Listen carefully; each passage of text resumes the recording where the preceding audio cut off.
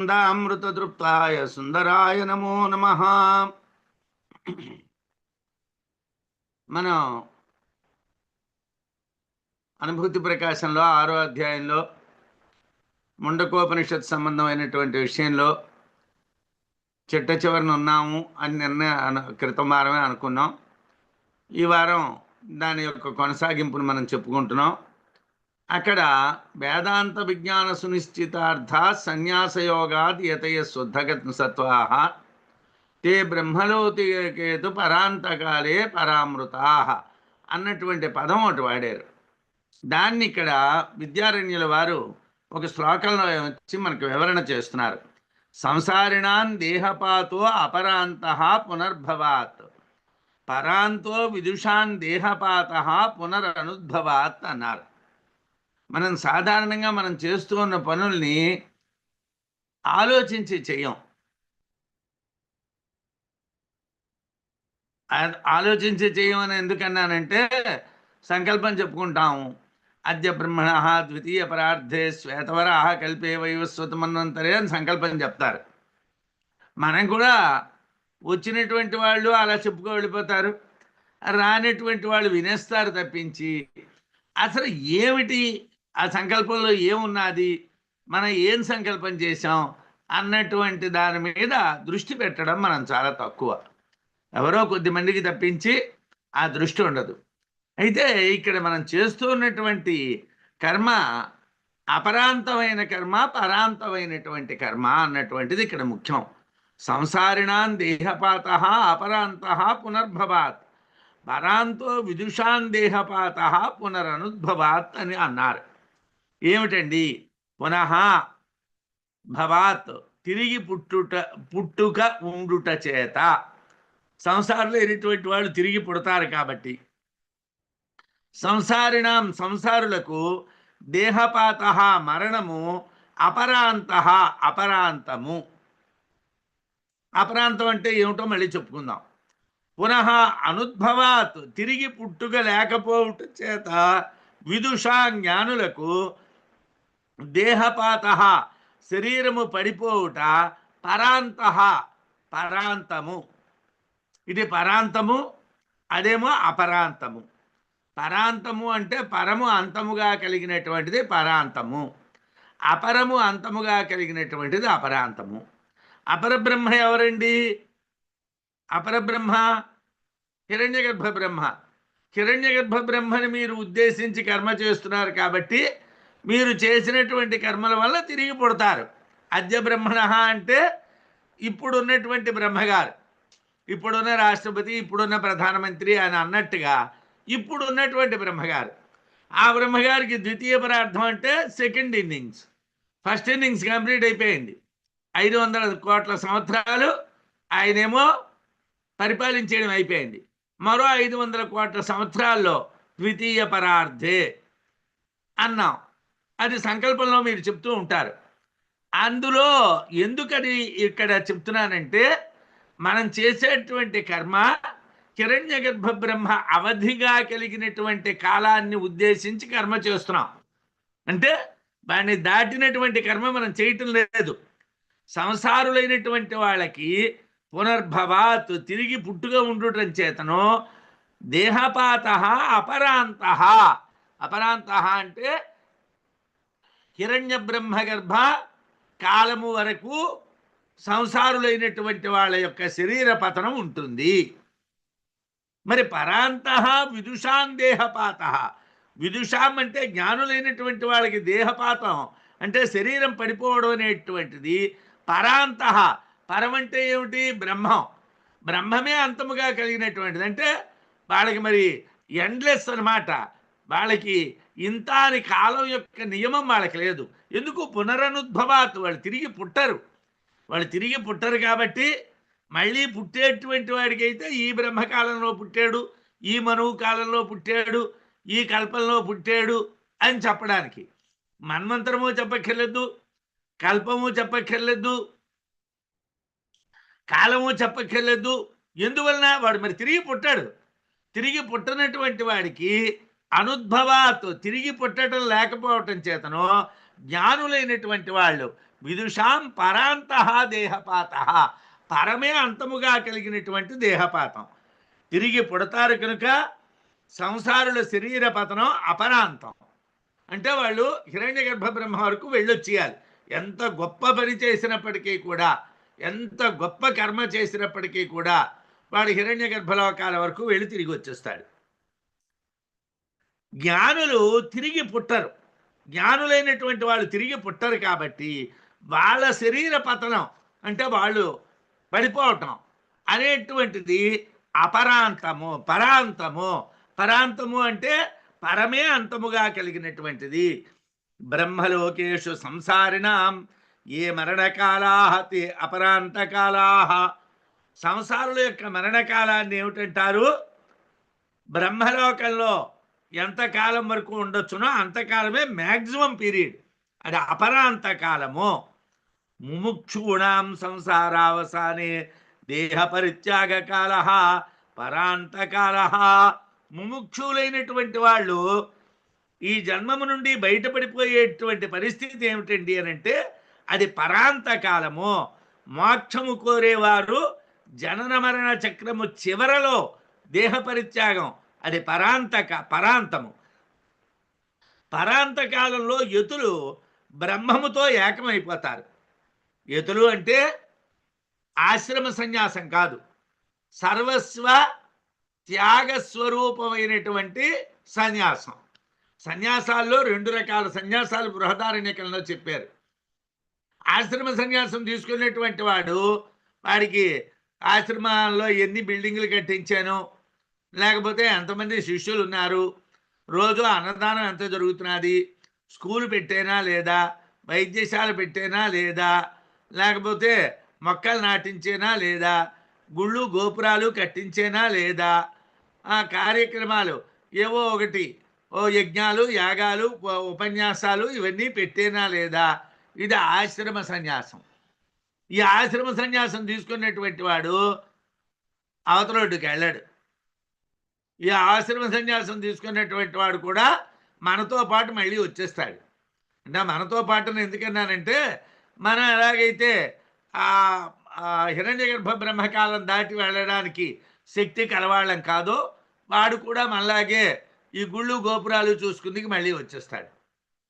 అదే సర్వస్వ త్యాగరూపమైనటువంటి సన్యాసం కలిగినటువంటి వాడు ఆత్మలో లీనమైపోతాడు. వాడు ఆత్మలో లీనమైపోతాడు. వాడిని యతు అంటారు.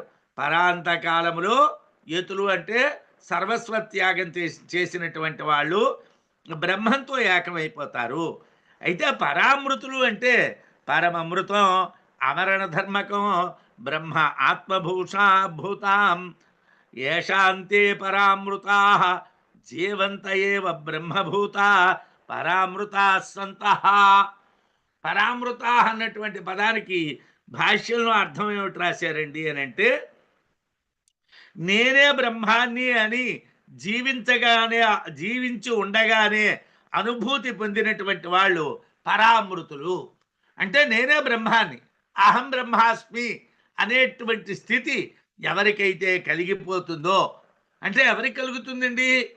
నిష్కామ, అకామ, ఆప్తకామ, ఆత్మకామ నతస్య ప్రాణా ఉత్క్రామంతే బ్రహ్మైవ సన్ బ్రహ్మాప్యేతి అని బృహదారణ్యకంలో అంటారు. నిష్కాములైనటువంటి వాళ్ళు, అకాములైనటువంటి వాళ్ళు, ఆప్తకాములు అన్నీ పొందినటువంటి కోరికలు కలవాళ్ళు, ఆత్మకాములు ఆత్మని మాత్రమే కోరుకునేటువంటి వాళ్ళు, ఆత్మ ఇచ్చేవో ఉపాసీత, ఆత్మే ఆత్మే ఆత్మే అనుకున్నటువంటి వాళ్ళు, ఇలాంటి వాళ్ళు నతస్య ప్రాణా ఉత్క్రామంతే, వాళ్ళ ప్రాణాలు పోవు. మరేం జరుగుతుందండి? వాళ్ళు బ్రహ్మైవ సన్ బ్రహ్మాప్యేతి, వాళ్ళే బ్రహ్మం కింద మారిపోయి బ్రహ్మంలో లీనమైపోతారు. అంటే ఎవడు జీవించి ఉంటూ ఉండగా ఆత్మభూతమైనటువంటి వాడవుతాడో, నేనే బ్రహ్మాన్ని అనే అనుభూతిని పొందుతారో వాళ్ళు పరామృతులు. వీళ్ళు సమస్త సంఘాల నుండి విముక్తులై ఉంటారు. వీళ్ళకి ఎటువంటి సంఘములు కూడా అంటవు, వీళ్ళకంటూ ఏ సంఘములు ఉండవు. మోక్షం అనేటువంటిది ఎక్కడో ఎప్పుడో పొందబడేటువంటిది కాదు. అంటే మోక్షం అనేటువంటిది పొందేటువంటి వస్తువు కాదు. అవిద్యాది సంసార బంధ అపనయనమేవ మోక్షం అన్నారు. అవిద్యా రూపమైనటువంటి సంసార బంధం తెగిపోవటమే మోక్షం. అవిద్యాది సంసార బంధ అపనయనమేవ, అవిద్యా విషయకమైనటువంటి సంసార బంధం తెగిపోవటం అనేటువంటి ఏదున్నాదో అదే మోక్షం. అంటే అవిద్యాదులతో కూడినటువంటి సంసార బంధాన్ని ఛేదించుకోవటమే మోక్షం. దానినే బ్రహ్మవేత్తలు కోరుకుంటారు. కార్యభూతమైనటువంటి బ్రహ్మలోకాన్ని వాళ్ళు కోరరు. అంటే అపర బ్రహ్మలోకాన్ని వాళ్ళు కోరుకోరు. హిరణ్య గర్భ బ్రహ్మలోకాలు వాళ్ళకి అక్కర్లేదు. అందువలన సంసారులు హిరణ్య గర్భలోకం వరకు వెళ్ళి మళ్ళీ వస్తారు. బ్రహ్మవేత్తలు విద్యాబంధం ఛేదించుకొని జీవించి ఉండగానే ముక్తులైపోతారు. జీవించి ఉండగానే వాళ్ళు ముక్తులైపోతారు బ్రహ్మవేత్తలు. పరాంతకాలే ముక్తాయే బ్రహ్మాత్మత్వాత్ పరామృత కళా పంచదశైతేషాం లీయంతే స్వస్వకారణే. ఉపనిషత్తుల్లో ఉన్నటువంటి మంత్రాల్ని అలాగా జాగ్రత్తగా శ్లోక రూపాల్లోకి మారుస్తున్నారు. కాబట్టి పరాంతకాలే ముక్తాయే బ్రహ్మాత్మత్వాత్ పరామృతా కళా పంచదశైతేషాం లీయంతే స్వస్వకారణే. ఎవరు పరాంతకాలే ముక్తా, పరాంతకాలమునందు ముక్తులవి తే వారు బ్రహ్మాత్మత్వాత్, బ్రహ్మమును ఆత్మగా అనుభూతి పొందుట వలన పరామృతా, పరామృతులు. వాళ్ళు పరమునందు అమృతులు. వాళ్ళు మళ్ళీ తిరిగి రారు. వాళ్ళు బ్రహ్మంలో లీనమైపోయారు. పరాంతకాలంలో ఎవరైతే ముక్తులయ్యారో వాళ్ళు బ్రహ్మంలో లీనమైపోయారు. కాబట్టి వాళ్ళు పరామృతులు. వాళ్ళు తిరిగి రారు. పర అమృతులు. పర అంటే పరమందు అమృతమైనటువంటి వాళ్ళు. ఏతేషాం వీరికి సంబంధించినటువంటి. ఏమండి, వాడు చచ్చిపోతున్నాడు, మనము చచ్చిపోతున్నాం కదా, మరి వాడు చచ్చిపోయాడు అనడం లేదు, వాడు సమాధి చెందాడు అంటున్నారు. లేకపోతే వాడు పరమాత్మలో లీనమైపోయాడు అంటున్నారు.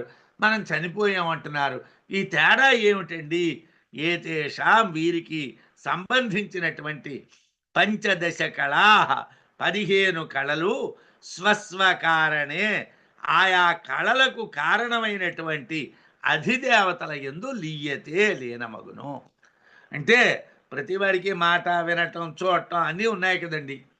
బ్రహ్మజ్ఞానులు కూడా మాట్లాడతారు, బ్రహ్మజ్ఞానులు వింటారు, బ్రహ్మజ్ఞానులు చూస్తారు, బ్రహ్మజ్ఞానులు తింటారు. మరి ఏమండి అవన్నీ ఏమవుతాయండి? మరి ఆ కాలు, ముక్కు, చెయ్య, నోరు అవన్నీ ఏమవుతాయండి అంటే ఏమీ అవనన్నా వాటికి అధిదేవతలైనటువంటి వాళ్ళు ఉంటారు. ఆ అధిదేవతల్లో కలిసిపోతారు. అంటే శరీరం ఇక్కడే ఉండిపోతుంది. ఆయా ఏ చేష్టలు అయితే జరిగాయో ఆ చేష్టలకు సంబంధించినటువంటివన్నీ కూడా అధిదేవతల్లో 15 రకాలైనటువంటి అధిదేవతల్లో కలిసిపోతాయి. ఆ కళలన్నీ కూడా కలిసిపోతాయి అన్నారు. ఎవరు పరాంతకాలమునందు అంటే బ్రహ్మమునందు ముక్తులగుచున్నారో వారే బ్రహ్మీభూతులు. వాళ్ళనే బ్రహ్మీభూతులు అంటాం. వారికి సంబంధించినటువంటి దేహ కళలు 15 16 అంటే ప్రశ్నోపనిషత్తులో 16 చెప్పారు. ఇక్కడ అనుభూతి ప్రకాశంలో 15 కళలనే తీసుకొని చిట్ట చివరిని కాలని ఈయన తీసుకోలేదు. ఆ 15 లేక 16 కళలకు అధిదేవతలందు లీనమైపోతారు. పరాంతకాలమునందు ముక్తులైనటువంటి వారు జీవన్ముక్తులని, వారి అవిద్యా కారణములైనటువంటి సంసార బంధ ఛేదనమే ముక్తి అని చెప్పుకున్నాం కదా. అంటే ఏమిటండి? అవిద్యా కారణమైనటువంటి సంసార బంధాన్ని ముక్కలు చేసుకోవడమే మోక్షం. మోక్షం అంటే ఏ ఊర్లోనో ఎక్కడో లేదు. ఏమంటే వైకుంఠంలో మోక్షం ఉన్నది, కైలాసంలో మోక్షం ఉన్నది, సత్యలోకంలో మోక్షం ఉన్నది. మోక్షం ఎక్కడా లేదు, నీలోనే ఉన్నది.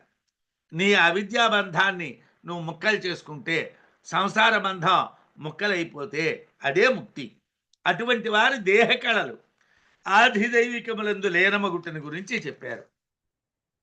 అటువంటి వాళ్ళ దేహ కళలన్నీ కూడా ఆధిదైవికాల్లో లీనమైపోతాయి.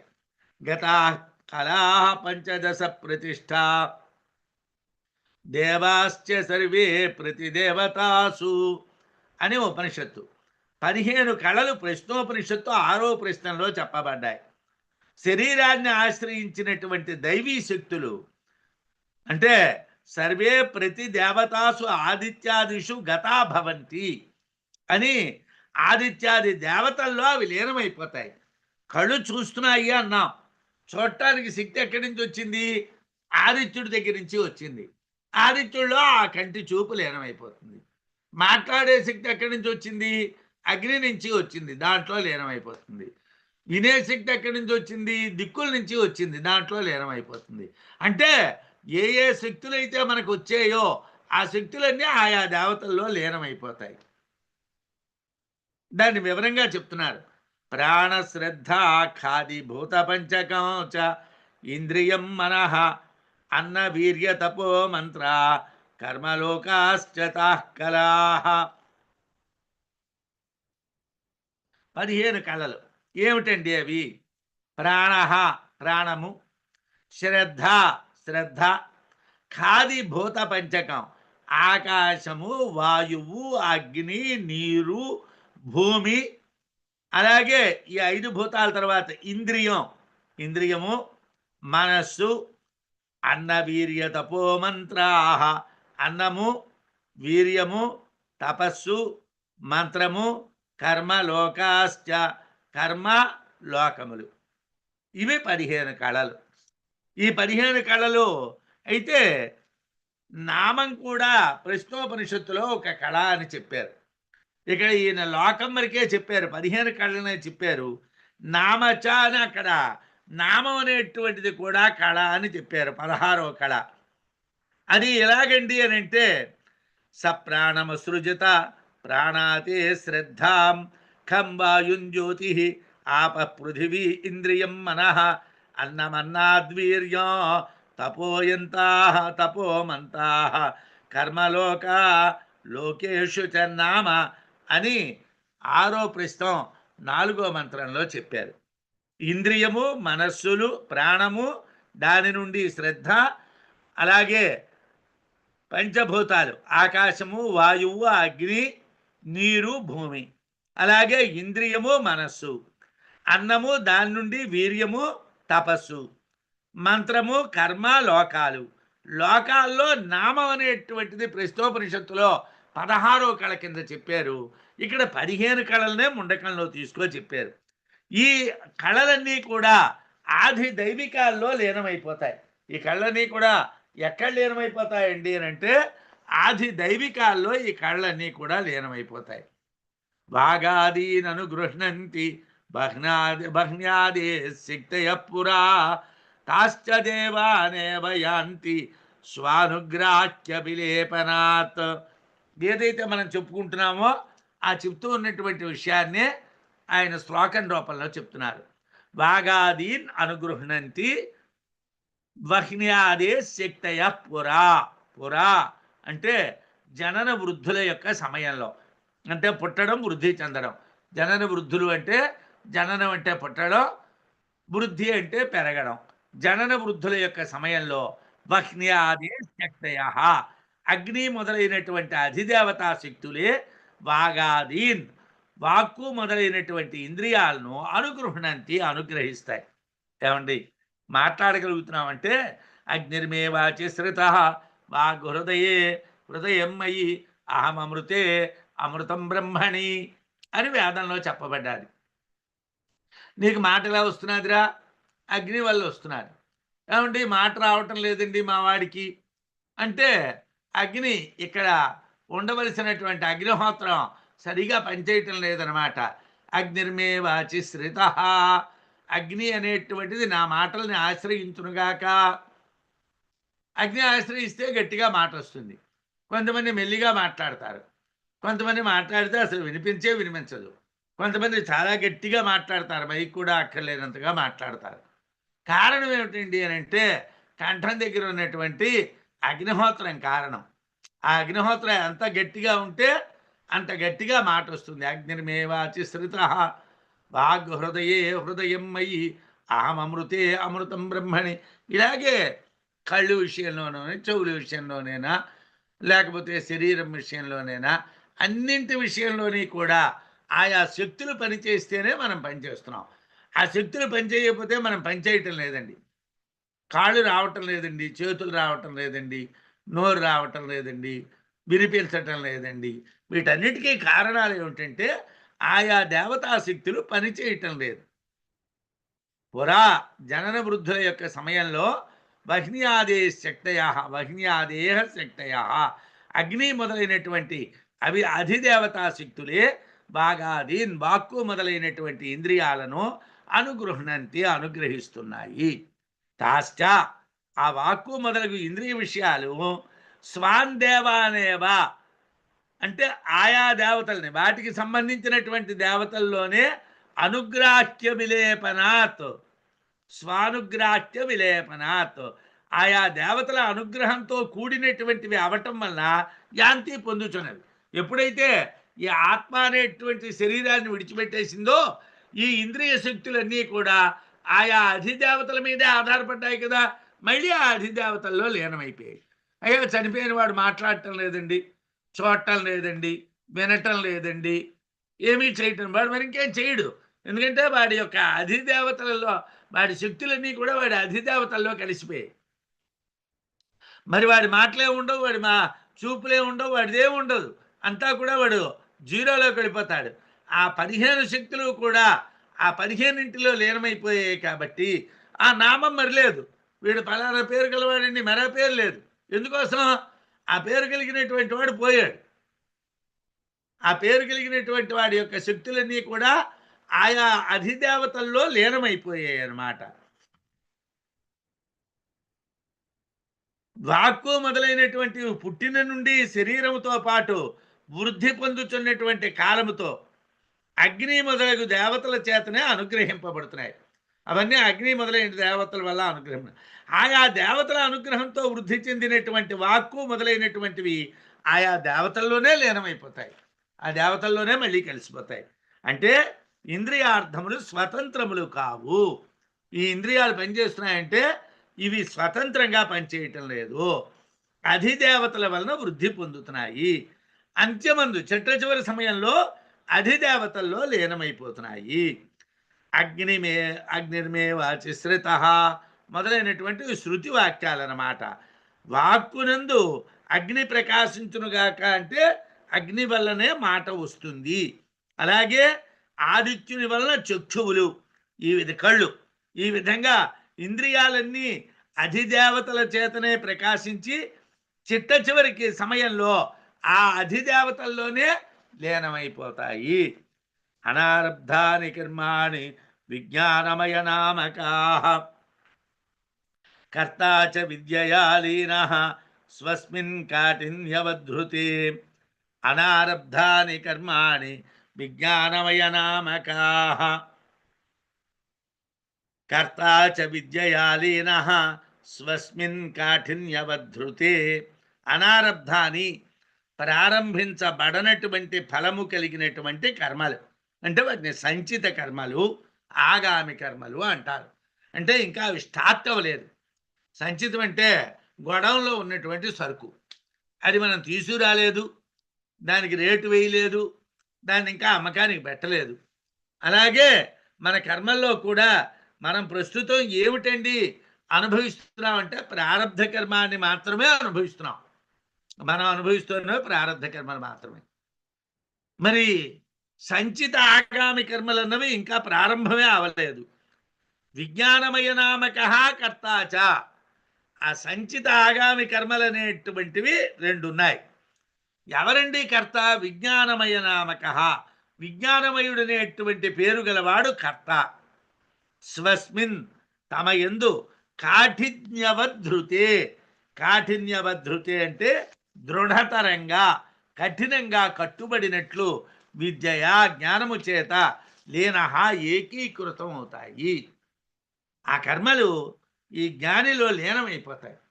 వాళ్ళకి జ్ఞాని అయినటువంటి వాడికి, విజ్ఞానమయమైనటువంటి నామకం కలిగినటువంటి జ్ఞానికి సంచిత కర్మలు ఉండవు, ఆగామ కర్మలు ఉండవు. అంటే సంచిత ఆగామి కర్మలు విజ్ఞానమయుడనేటువంటి పేరు గల కర్త జ్ఞానము చేత తన యందే లీనం చేసుకుంటున్నాడు. జ్ఞానంతో వాటిని తనలోనే లీనం చేసుకున్నాడు. జ్ఞానికి సంచిత కర్మఫలాలు, ఆగామి కర్మఫలాలు అనుభవించవలసినటువంటి పని లేదు. జ్ఞానైనటువంటి వాడు సంచిత కర్మలు అనుభవించక్కర్లేదు, ఆగామి కర్మలు అనుభవించక్కర్లేదు. ఆ 2 రకాల కర్మలు కూడా విజ్ఞానమయ రూప కర్తయందు కదలకుండా ఉండేటట్టు కట్టుబడినవా అన్నట్టు లీనమైపోతాయి. ఆ సంచిత కర్మలు, ఆగామి కర్మలు కూడా ఈ విజ్ఞానమయుడు అనే పేరు కలిగినటువంటి కర్తలో 2 గట్టిగా లీనమైపోతాయి, కదలకుండా లీనమైపోతాయి. కర్మాని విజ్ఞానమయశ్చ ఆత్మ పరేవ్యయే సర్వ ఏకీ భవంతి అని ముండక శృతి. ప్రారంధ కర్మ ఫలం ప్రారంభం అయింది కనుక అనుభవించాలి. మనం పుట్టినప్పుడే ప్రారంభం స్టార్ట్ అయింది కాబట్టి వాటిలో ఉన్నటువంటి మంచి చెడు మనం అనుభవించేయాలి. సంచిత ఆగామి కర్మలు ప్రారంభం కాలేదు కాబట్టి విజ్ఞానమయుడైనటువంటి ఆత్మతో అవి కలిసిపోతాయి. పరుడు అవ్యయుడు అయినటువంటి పరమాత్మ యందు ఒక్కటైపోతాయి. అంటే ఈ వీడు జ్ఞాని, వీడు పరమాత్మలో లీనమైపోయాడు. వీడికి సంచితము లేదు, ఆగామి లేదు, వీడికి పునర్వహ పుట్టుగా లేదు, మళ్ళీ పుట్టడం లేదు. అందువలన జ్ఞాని మరలా పుట్టి కర్మలు అనుభవించడు. జ్ఞాని అయినటువంటి వాడు మళ్ళీ పుట్టడం కానీ మళ్ళీ కర్మలు అనుభవించడం కానీ ఈ 2 ఉండవు. జ్ఞానులకి ఆ 2 లక్షణాలు ఉండవు.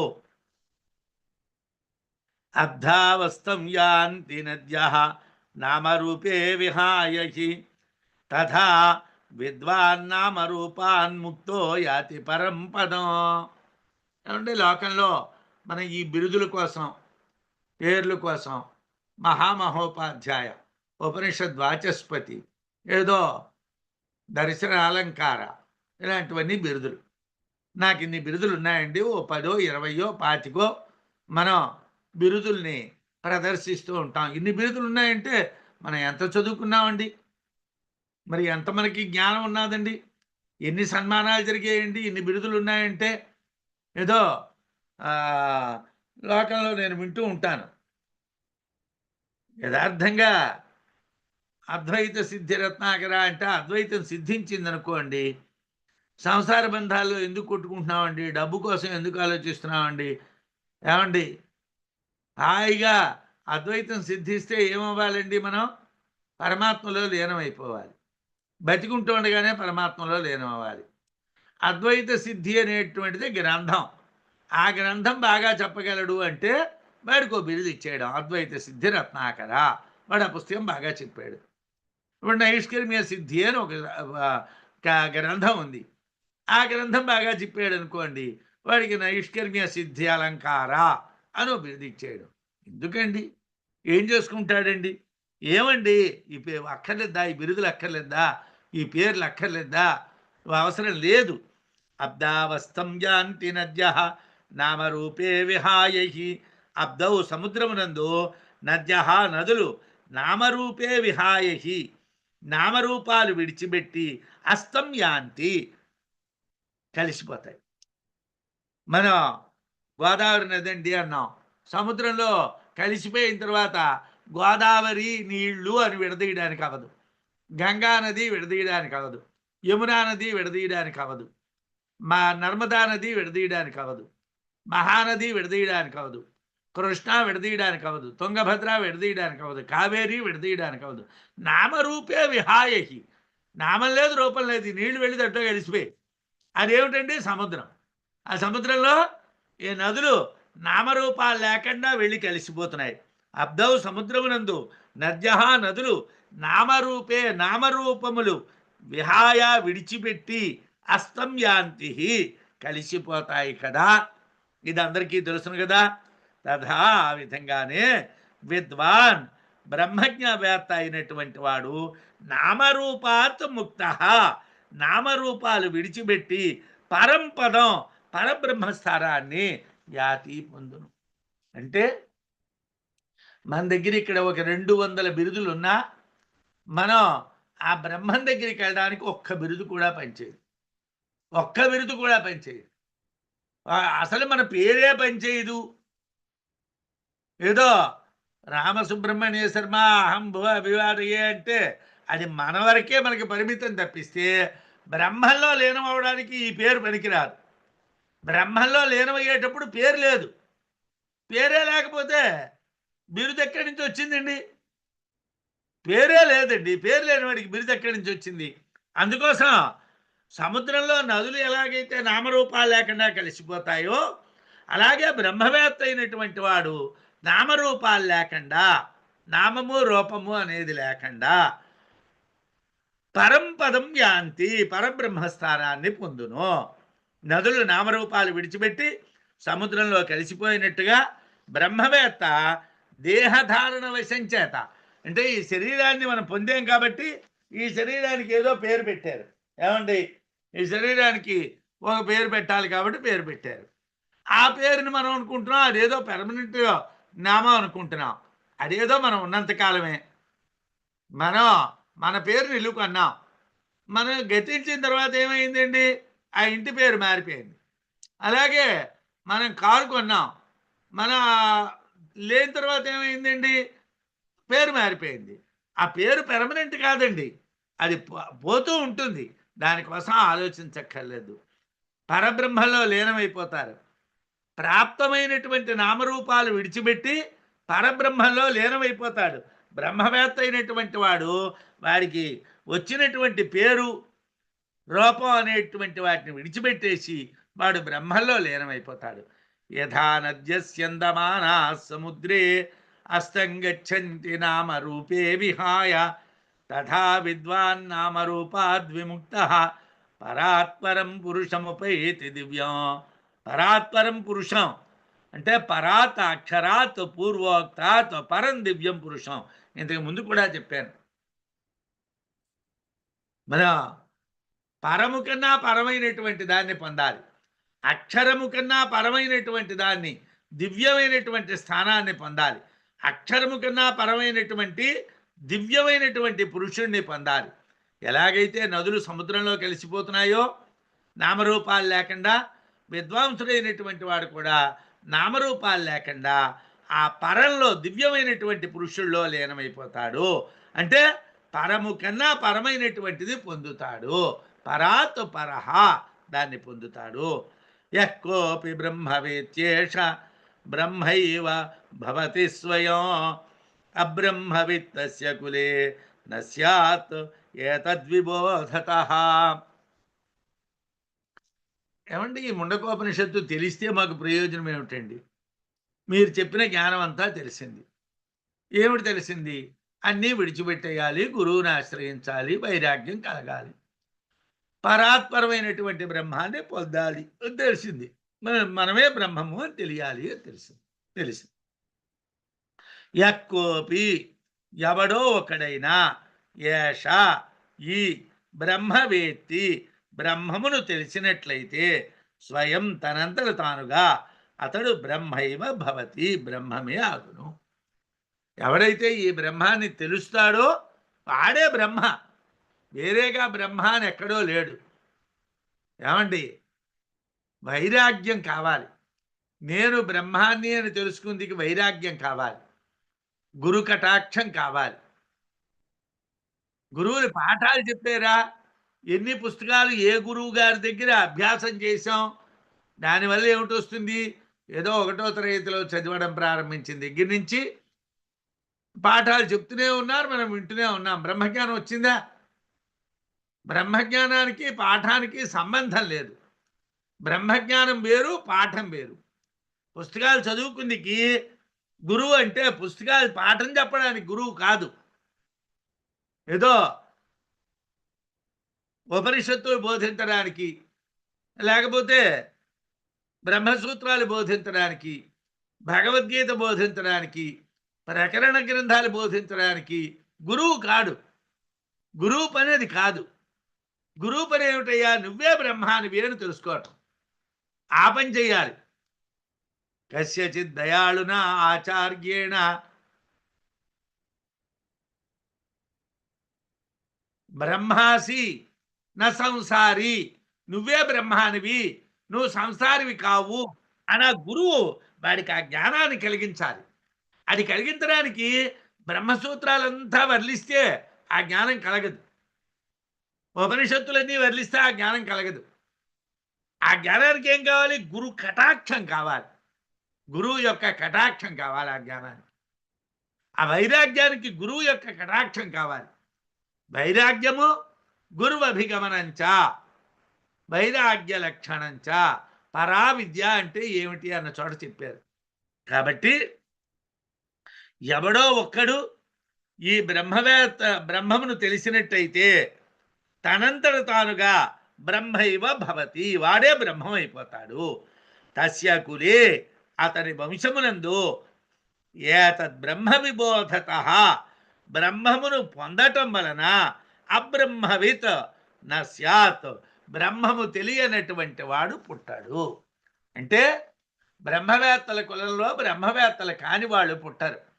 లోకల్లో పండిత పుత్ర పరమశుంఠ అని ఒకటి ఉన్నది.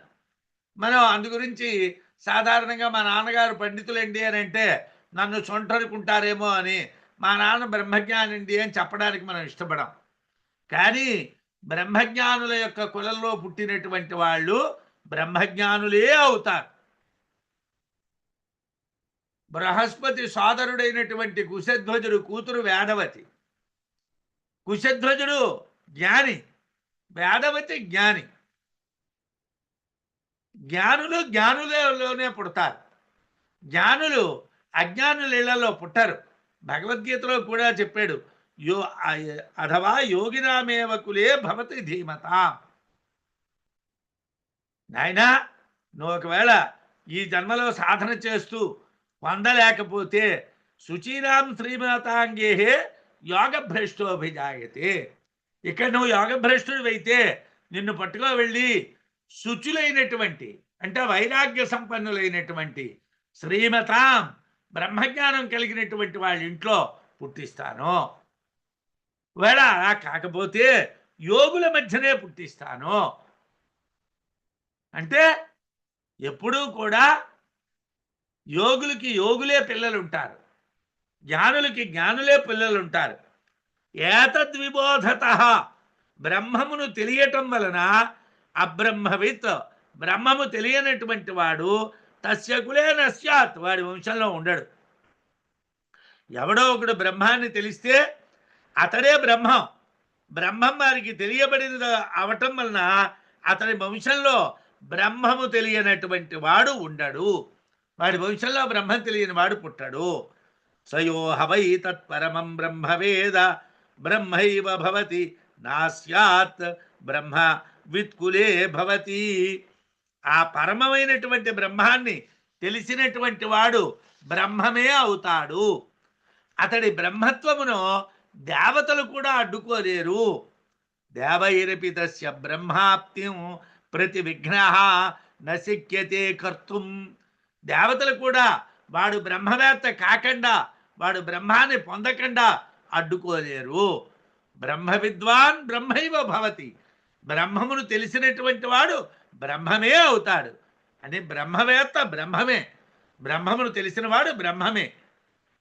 అస్య విదుష అబ్రహ్మవిత్ కులే నభవతి, నా అస్య విదుష అబ్రహ్మవిత్ కులే భవతి. ఆ బ్రహ్మవేత్త వంశంలో అబ్రహ్మవేత్తలు అంటే బ్రహ్మవేత్తలు కానటువంటి వాళ్ళు పుట్టారు అని భాష్యంలో స్పష్టంగా చెప్పారు. శోకంతరతి పాప్మానం అపి ధీగ్రంథితోఖిలాత్ ముక్తో బ్రహ్మాత్మబోధేన భవత్మేవామృతోఖిలః. శోకంతరతి పాప్మానం అపి ధీగ్రంథితోఖిలాత్ ముక్తో బ్రహ్మాత్మబోధేన భవత్వేవం మృతోఖిలః. బ్రహ్మాత్మబోధేన, బ్రహ్మము ఆత్మ ఒకటే అనేటువంటి జ్ఞానము చేత, బ్రహ్మజ్ఞానం చేత అంటే బ్రహ్మము ఆత్మ ఒక్కటే అనే జ్ఞానం చేత శోకం తరతి, దుఃఖాన్ని దాటుతాడు. అంటే వాడికి దుఃఖమే లేదు, అటువంటి వాడికి దుఃఖమే లేదు. పాప్మానమపి తరతి, వాడి పాపాలని కూడా దాటిస్తాడు, వాడికి పాపాలే అంటావు. అఖిలాత్ ధీగ్రంథిత, సమస్తమైనటువంటి బుద్ధి గ్రంథుల నుండి ముక్త, బయటపడును.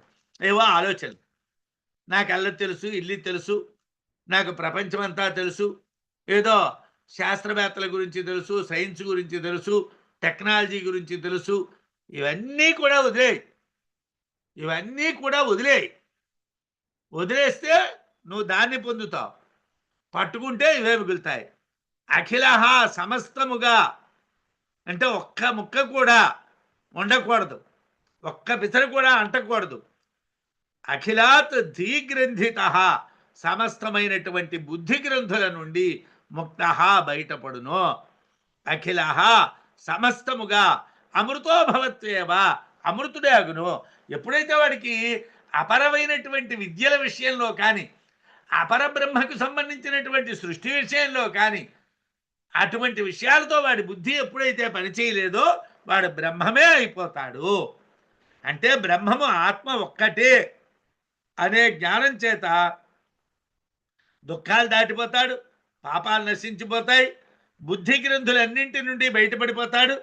అందువలన పరిపూర్ణంగా అమృతత్వాన్ని పొందుతాడు. అంటే వాడికి అమృతత్వానికి లోటే ఉండదు, వాడి పరిపూర్ణుడు. తరతి శోకం తరతి పాప్మానం గృహాగంధిభ్యో విముక్త అమృతో భవతి. శోకాన్ని పాపాన్ని తరించి హృదయంలో ఉన్నటువంటి అవిద్యా గ్రంథుల నుండి బయటపడి అమృత స్వరూపుడవుతున్నాడు బ్రహ్మజ్ఞాని. బ్రహ్మజ్ఞాని అమృత స్వరూపుడవుతాడు, హృదయ గ్రంథుల్ని ముక్కలు చేసుకుంటాడు, శోకాలు పాపాలు దాటిపోతాడు. బ్రహ్మజ్ఞాని బ్రహ్మమే అవుతాడు. క్రియావంత శ్రోత్రియా ఏ సగుణ బ్రహ్మచింతకా తేషామేవ బ్రహ్మతత్వ విద్యాం ఏతాం వదేద్బుధ. అయితే ఏమండి, ఈ ముండకోపనిషత్తుకి సంబంధించినటువంటి బ్రహ్మ విద్యా విషయాన్ని ఎవరికి చెప్పమంటారండి అంటే, చెప్పడం నాయనా అందరికీ చెప్పకరా, ఎవరికి చెప్పాలి? బుధ, బ్రహ్మవేత్త అయినటువంటి వాడు, క్రియావంత, కర్మానుష్ఠానపరాయణులు, శ్రోత్రియా, వేద వేదాంగ విశారదులు, సగుణ బ్రహ్మచింతకా, సగుణ బ్రహ్మమును అపరబ్రహ్మాన్ని సేవించేటువంటి వారు, తేషామేవ, అటువంటి వాళ్ళకే, ఏతాం, ఈ బ్రహ్మతత్వ విద్యాం, ఈ బ్రహ్మతత్వ విద్యని వదేదు, చెప్పుటకు తగినటువంటిది. ప్రారబ్రహ్మానికి సంబంధించినటువంటి తత్వ విద్యని, బ్రహ్మతత్వ విద్యని ఎవరికి చెప్పాలండి? ఏతాం బ్రహ్మతత్వ విద్యాం, ఈ బ్రహ్మతత్వ విద్యను ఎవరికి మనం చెప్పాలి? ఈ పరబ్రహ్మానికి సంబంధించినటువంటి తత్వ విద్యను ఎవరికి చెప్పాలి అంటే, ఎవళ్ళు కర్మానుష్ఠాన పరాయణులో, ఎవళ్ళు వేద వేదాంగ విశారదులో, ఎవరు సగుణ బ్రహ్మాన్ని చింతిస్తున్నారో వాళ్ళకి మాత్రమే చెప్పండి. కర్మనిష్ఠులు, వేద వేదాంగ పారగులు, సగుణ బ్రహ్మం అంటే అపరబ్రహ్మం కొరకు చింతించేటువంటి వాళ్ళకే ఈ బ్రహ్మానికి, పరబ్రహ్మానికి సంబంధించినటువంటి తత్వ విద్య చెప్పండి. క్రియావంతం శ్రోత్రియా బ్రహ్మనిష్టా స్వయం జుహ్వత ఏకర్షిం శ్రద్ధయంతః తేషామేవ ఏతాం బ్రహ్మ విద్యాం వదేత శిరోవ్రతం విధివద్యైస్తు చీర్ణం. అయితే ఇది ఎవరికి చెప్పాలండి అన్నటువంటి దాని విషయంలో శృతి ఏమిటి చెప్తున్నదండి, ముండకం ఏమిటి చెప్తున్నది? కర్మానుష్ఠాన పరాయణులైనటువంటి శ్రోత్రియులకు, అంటే నిత్యకర్మల్ని ఖచ్చితంగా చేసేటువంటి వేద వేదాంగ విశారదులైనటువంటి వాళ్ళకి, అపరబ్రహ్మయందు నిష్ఠులైనటువంటి, పరబ్రహ్మము కోరి అగ్నిని సేవిస్తూ ఉన్నటువంటి వాళ్ళకి, అపరబ్రహ్మాన్ని బాగా తెలుసు, పరబ్రహ్మాన్ని కోరుకొని అగ్నిని సేవిస్తున్నటువంటి వాళ్ళు, ఏకర్షిం శ్రద్ధయంతః, ఏకర్షిం అంటే అగ్నిహోత్రుణ్ణి ఎవరైతే సేవిస్తున్నారో వాళ్ళకే ఈ బ్రహ్మ విద్య చెప్పండి. ఇక్కడ అథర్వవేదీయులకు ప్రసిద్ధమైనటువంటి శిరోవ్రతం చేసిన వాళ్ళకే ఇది చెప్పండి అన్నాడు. శిరోవ్రతం విధివద్యైస్తు చీర్ణం, ఎవరైతే శిరోవ్రతాన్ని ఆచరిస్తారో వాళ్ళకే చెప్పండి. శిరోవ్రతం అంటే ఏమిటండి? శిరస్సునందు అగ్నిని ధరించేటువంటి వ్రతం. అంటే లోపల నుంచి లోపల ఉన్నటువంటి అగ్నిహోత్రాన్ని తెచ్చి ఇక్కడ సహస్రారంలో నిలబెట్టాలి. ఆ సహస్రారంలో అగ్నిని నిలబెట్టగలిగినటువంటి వాళ్ళని అథర్వవేదులు అలా చేస్తారు. దాన్ని శిరోవ్రతము అంటారు. అంటే ఇది అథర్వవేదీయులకు ప్రసిద్ధమైనటువంటి వ్రతం. శిరస్సులో అగ్నిని ధరించేటువంటి వ్రతం. దీన్ని ఆచరించేటువంటి వాళ్ళకే ఈ బ్రహ్మ విద్య చెప్పాలి. ఈ ముండకోపనిషత్తులో ఉన్న బ్రహ్మ విద్య ఎవరికి చెప్పాలి? వాళ్ళు క్రియావంతులు అయ్యి ఉండాలి, కర్మిష్ఠులు అయ్యి ఉండాలి, శ్రోత్రియులు, వేదవేదాంగ పారగులు అయ్యి ఉండాలి, బ్రహ్మనిష్ఠులై ఉండాలి, సగుణ బ్రహ్మచింతకాహ అపరబ్రహ్మాన్ని ఎందు నిష్ఠులై ఉండాలి. వాళ్ళు అగ్నిహోత్రుణ్ణి పరంబ్రహ్మాన్ని తెలియటం కోసం సేవిస్తూ ఉన్నటువంటి వాళ్ళు అయ్యి ఉండాలి, శిరోవ్రతాన్ని ఆచరించే వాళ్ళు అయ్యి ఉండాలి. అలాంటి వాళ్ళకే చెప్పండి. అపరబ్రహ్మమును ఉపాసిస్తూ పరబ్రహ్మాన్ని కోరే వాళ్ళకే ఈ విద్య చెప్పాలి.